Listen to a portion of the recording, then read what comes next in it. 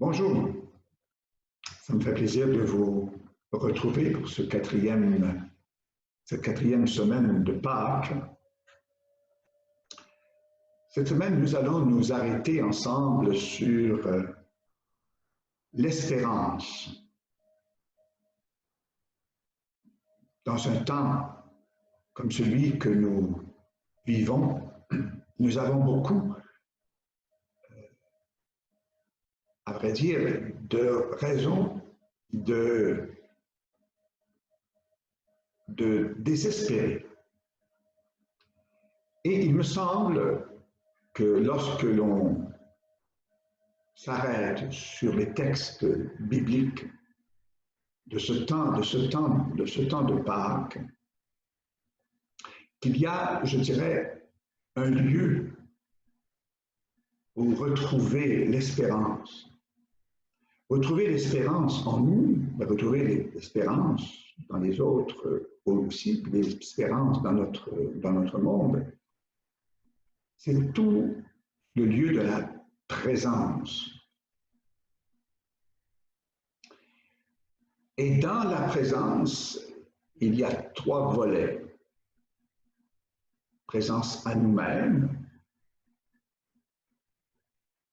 présence à l'autre, présence à Dieu.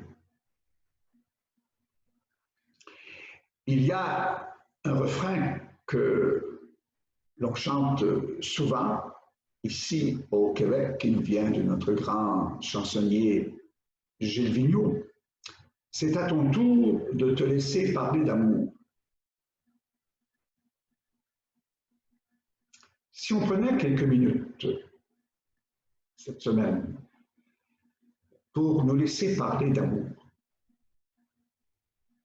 d'abord, l'amour au fond de moi-même. Quel regard d'espérance je peux avoir sur moi-même, sur mon être, sur ma vie, sur mon histoire de vie. Est-ce que j'accueille en moi cette capacité de laisser l'amour, de laisser l'amour, de laisser le regard venir vraiment à l'intérieur de moi pour me redire que je suis habité. Je ne suis pas seul. Et même si je vis des temps actuellement où je peux me retrouver seul, parce que je sais qu'il y a beaucoup de personnes actuellement qui vivent seules à cause de ce temps de confinement, est-ce que je me retrouve avec moi-même? Je ne suis pas seul. Je suis habité. Je suis habité par l'amour, par cette capacité d'être en relation, d'être en communion. Ensuite, la présence de Dieu en moi. La présence de Dieu.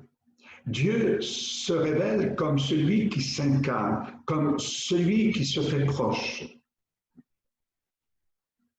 Et Jésus, durant toute sa vie terrestre, et le Christ ressuscité va se manifester aux personnes en leur faisant découvrir sa présence, dans des gestes, par des paroles, par des expériences de proximité.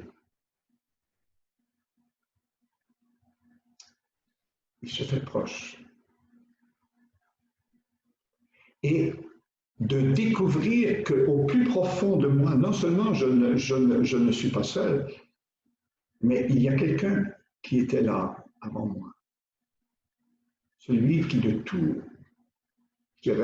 les temps, m'a désiré, m'a appelé. Celui qui fait alliance avec moi.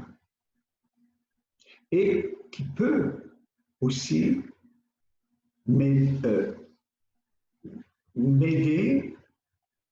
à rejoindre en moi les sources de vie qui peuvent parfois devenir des sources de mort à cause de certaines expériences, à cause de certains événements dans ma vie, mais qui, par sa présence, peuvent redevenir des sources habitées par la lumière, habitées par la présence, par l'espérance. Nous ne sommes pas seuls.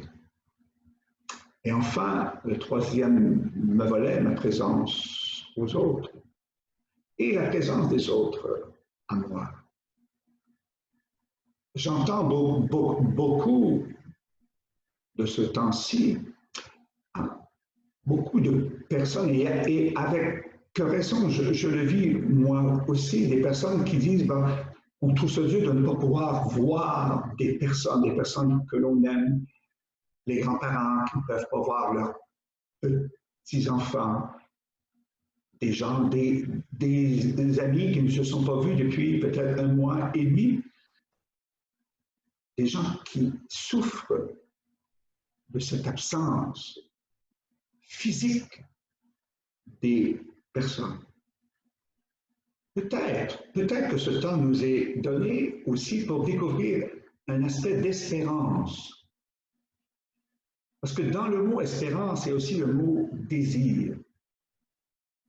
Vous savez, nous vivions dans un monde, dans une réalité où il n'y avait aucun obstacle. Il n'y avait pas de contrainte.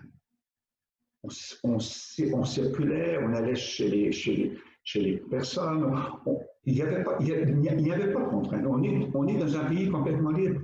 Et là, on ne peut plus circuler comme on veut. Ça nous frustre, ça nous manque.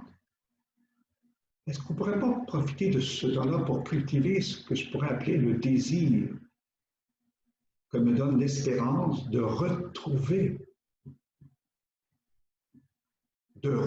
ceux et celles que j'aime, et peut-être aussi de me donner l'audace, la foi, l'espérance en l'autre, pour rejoindre l'autre d'une autre façon. Oui, je pense que c'est à notre tour de nous laisser parler d'amour, mais c'est à notre tour aussi de parler d'amour, de parler d'espérance, par notre présence, par notre façon d'être dans ce monde. Que l'Esprit du Christ ressuscité présent en nous nous ouvre à sa présence chez l'autre. Merci. Bonne semaine.